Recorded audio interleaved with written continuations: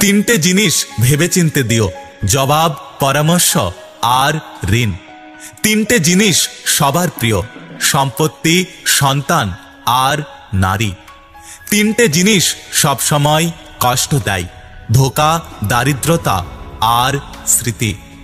তিনটে জিনিস কখনো করো না, অহংকার, অপমান আর আশা।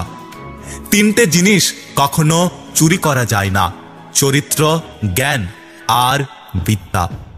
তিনটে জিনিস কখনো ছোট ভেবো না, কর্ম, কর্তব্য আর ঋণ।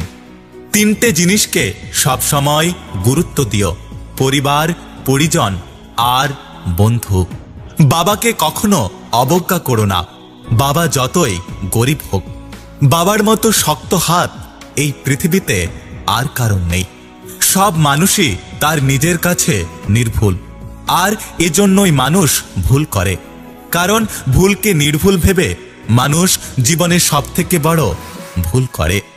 জোর করে আপন হওয়া যায় না, জোর করে ভালোবাসা যায় না, জোর করে মন পাওয়া যায় না, জোর করে বন্ধুত্ব হয় না। আর জীবনে সবকিছু চাইলেই মনের মতো করা যায় না।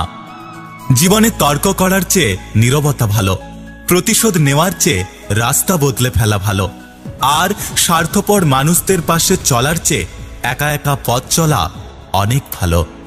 জীবন কারোর জন্য থেমে থাকে না, জীবনকে কারোর জন্য থামিয়ে রাখাটা হলো সব থেকে বড় বোকামি।